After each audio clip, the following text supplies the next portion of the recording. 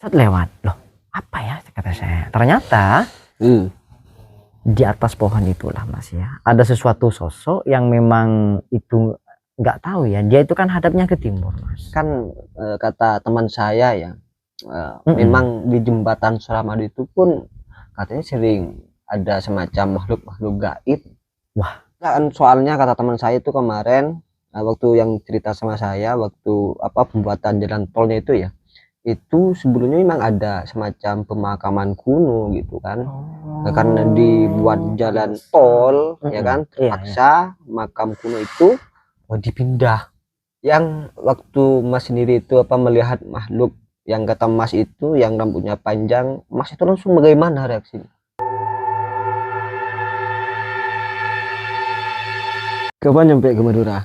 Tadi Mas jam 3. Pulang ke Madura pukul berapa? Sekitar ya langsung Mas setelah Esa itu kan ya. Esa, persiapan sudah. Ya persiapan sudah, karena kan langsung Mas ya. Karena kan kasihan istri di rumah. Sendirian Mas ya Mas. Enggak bawa keluarga. Sendirian? Pakai motor? Ya pakai motor. Berani sekali. Ya biasalah Mas, mau charter travel mahal Mas ya. Saat ini cuan itu sulit ya. Sulit Mas. Sama aja sih sebenarnya. Iya, karena kan agenda sih sudah lama sih Mas, tapi kan sekarang kan awal masuk anak itu kan banyak pengeluaran Mas ya. Biar seragam, pendaftaran ya hampir 1 jutaan lah habisnya.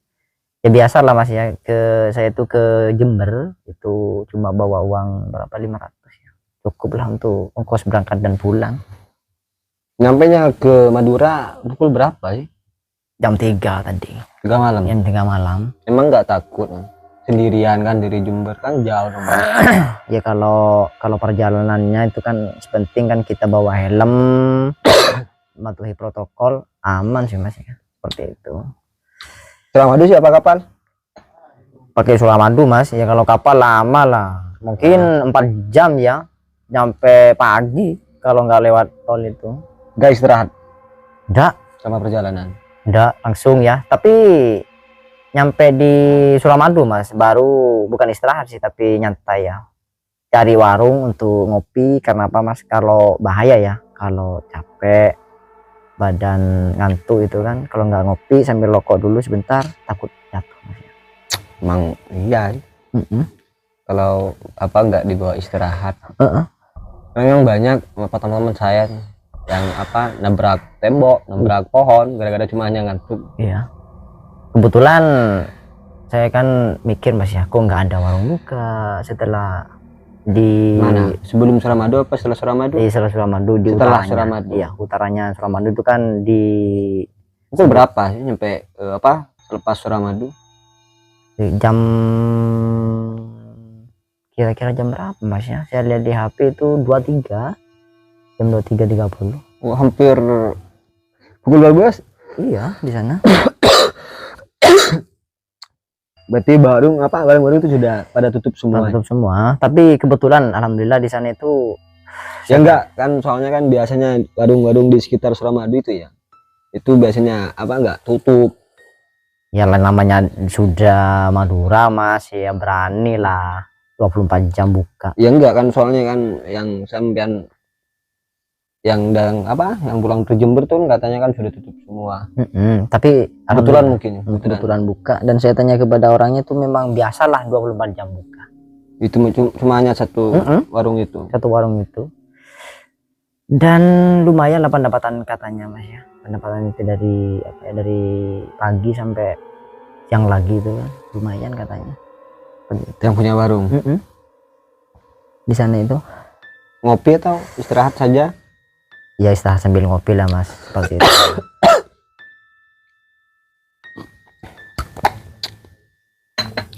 Berapa jam istirahat? Sekitar pokok nggak tahu Mas ya. Saya kan nyampenya di rumah jam 3 seperti itu. 1 jam lah istirahat ya? Iya, sekitar itulah. Tapi ada yang aneh loh Mas di Suramadu itu Mas, ternyata. Di Suramadunya apa? Di mananya? Iya, dianggaplah kan, kata saya itu kan di Suramadu lah Mas ya, karena kan masih nyambung ya. Nyambung. Waktu istirahat di warung. Enggak. karena kan biasa lah kalau di warung nyaman-aman saja. Setelah saya mau pulang, Oh, setelah selesai ngopi. iya,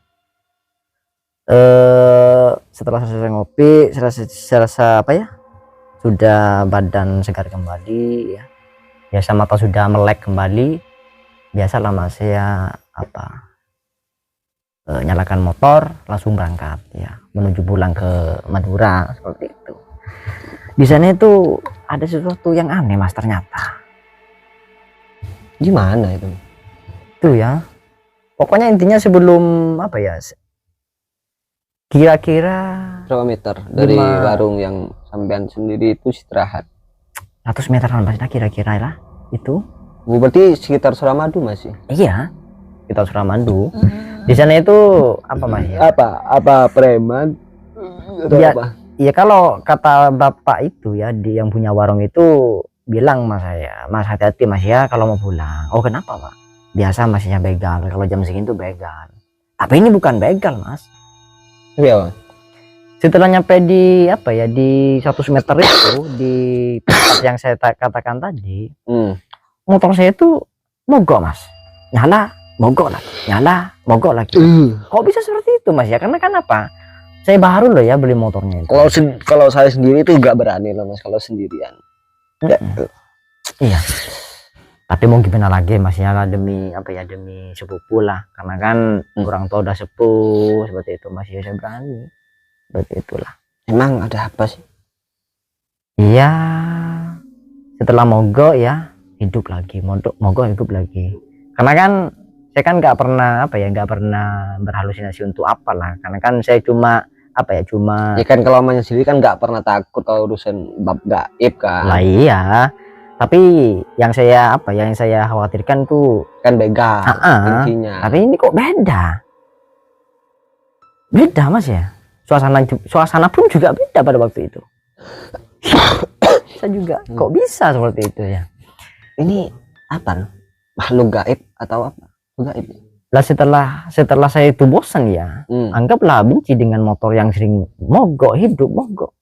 Sudah saya kesampingkan motor saya cek, loh kok nggak ada yang mogok seperti itu. Sampai berapa ya? Sampai sekitar 10 menit ya. Saya tumpangi lagi, biasa hidup. Dan ternyata saya mau berangkat, kok berat mas ternyata. Motornya saya itu berat. Loh, kayak apa ya? Kayak ada yang ngikutin lah.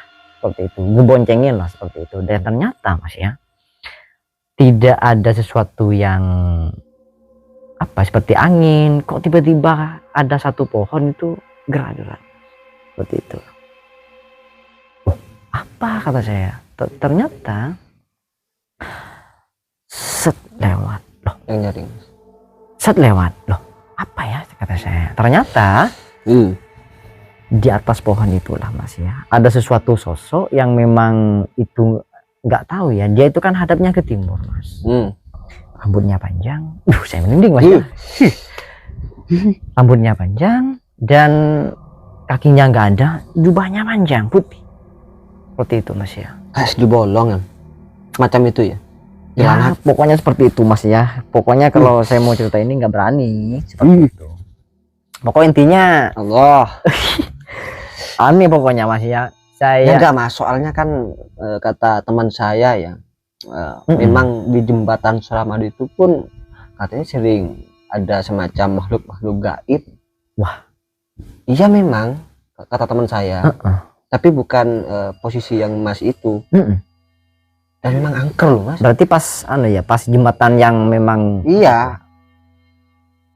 Wah kok bisa mas ya, Berarti karena kan di sana itu kan jembatannya kan lampunya kan sudah. Ya enggak, soalnya kata teman saya itu kemarin waktu yang cerita sama saya waktu pembuatan jalan tolnya itu ya, itu sebelumnya memang ada semacam pemakaman kuno gitu kan. Nah, karena dibuat jalan tol ya kan, terpaksa makam kuno itu dipindah. Pantas kalau masnya sendiri tuh bertemu dengan makhluk takut mas. Pantesan mas ya, karena kan gini, kemarin itu pernah ada pemadaman mas. Nah, ada pemadaman pasti pas waktu padam itu pasti mas ya kan. Karena kan sempat kemarin apa bentar dulu, yang waktu mas sendiri itu melihat makhluk yang kata Mas itu yang rambutnya panjang, Mas itu langsung bagaimana reaksinya?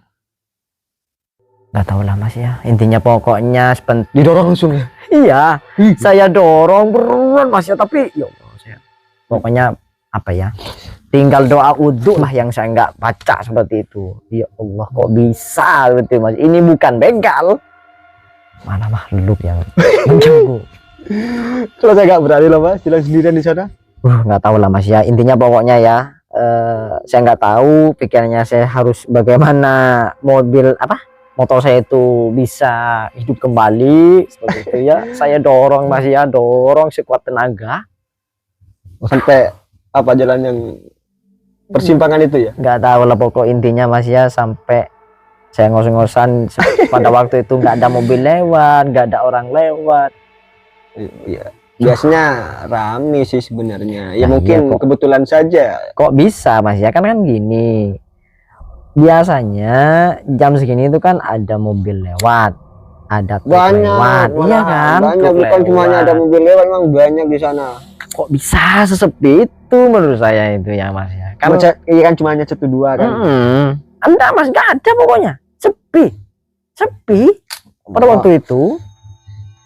Nah, sesampainya saya di rumah Mas ya, pas kejadian itu ya, saya pulang, saya ngos-ngosan pulang, hidup ya motor saya pulang. Iya, tapi kan jauh ya. Wah, sudah jauh Mas dari tempat itu Mas, saya dorong, waduh, sampai gimana ya, badan saya capek ya. Karena apa? Karena kan namanya juga orang takut Mas ya. Tapi wajahnya seperti apa wajahnya? Udah tahu lah Mas ya, karena kan dia itu hadapnya ke timur. Tapi kalau sampai wajahnya ngadap saya, aduh ya mungkin pingsan ya sudah, mau gimana Mas ya. Kan gini Mas ya, pikiran saya tuh ini, kalau motor saya tinggal apa ya Mas ya, Takut diambil orang. jangan diambil orang, karena motor saya kan saya masih Ini, ngedit Mas. ini saya takut loh Mas. Sekarang malam Jumat loh. Bisa loh, pas waktu kejadian kemarin itu malam Jumat Mas. Malam Jumat. Iya. Allah. Malam Jumat ya kan, Kamisnya itu kan pagi, saya itu kan berangkat ya, berangkat jam 7, nyampainya di sana itu kan Isya, kan acaranya kan Jumat siang gitu kan. Kok bisa seperti itu Mas ya, dan ternyata saya nyampe di rumah, saya mampir ke teman, cerita saya. Paginya. Iya, cerita sih Mas ke temen, lo kok bisa sampean pulangnya jam apa ya, jam 1 katanya. Kok berani gitu kan? Kok berani, kenapa enggak Nunggu siang. iya nunggu siang nginep di sana saja. Ya saya bilang Mas, Mau nganter anak gitu kan. mau nganter anak sekolah seperti itu, keburu seperti itu kan, mau pulang. Enggak tahu Mas ya. Waduh, dan ternyata teman saya juga sering ternyata Mas kena di sana. Iya, ternyata. Iya, ternyata Mas ya, kata teman saya itu di sini tuh bukan hanya sosok Mas ya, ada ular katanya besar.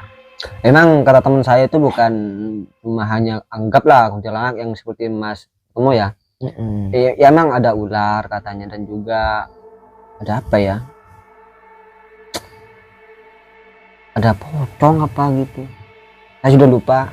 Pantesan Mas ya, karena kan gini, pembuatan Suramadu dulu itu kan banyak yang tidak suka Mas, seperti itu ya kan, banyak apa ya, banyak halayak yang tidak menyukai kan. Itu kan persoalan yang apa, katakanlah politik lah ya. Kalau itu kan yang terpenting, kalau urusan yang mistis itu kan pemindahan makam itu loh sebenarnya. Oh iya Mas, teringat kepada pemindahan itu, apakah enggak apa Mas ya, enggak ditawasuli dulu atau di apa ya, yang punya angkep Kurang tawasulnya Mas. Kalau sudah makam ya tetap makam Mas. Nah iyalah Mas ya. Ya karena kan apa ya Mas, yang aduh. Ya Allah, bunyi kucing. Ya Allah. Santai Mas, santai Mas, biasa. Ya kan yang biasa. namanya makam tetap makam, tapi yang namanya katakanlah jin ini tetap jin loh Mas. Nah, iya Mas. Gak ada hubungannya dengan si kubur, tapi ya kan. Tapi kalau sudah nampak Mas, siapa yang nggak takut? Seperti itu kan. Ya. Waduh. Ini nggak tahu saya ini mau bicara apa lah Mas kalau sama yang seperti ituan. Memang saya sih nggak berani keluar malam loh mas, dan saya termasuk orang yang takut gelap loh mas. Awalnya mas saya itu kan nggak pernah percaya dengan hal-hal yang begituan. Itu kan ya, karena kan apa, karena kan nggak pernah ya saya itu ketemu ya, Sama nggak pernah kejadian seperti itu kan. iya kan, makanya saya berani mas pulang jam segitu ya, seperti itu kan. Yang saya waspadai ya itu pesannya bapak di warung tadi itu, hati-hati mas ada begal. Ternyata bukan begal. Nah, iya biasa mas, saya itu kan waktu pulang dari warung itu kecepatan saya itu mas cuma 40, karena kan saya kan antisipasi ya, nunggu dari arah yang apa, yang berlawanan, barangkali ada mobil atau ada motor yang lewat, saya mau bareng, kok nggak ada itu mas, sepi loh, sepi banget.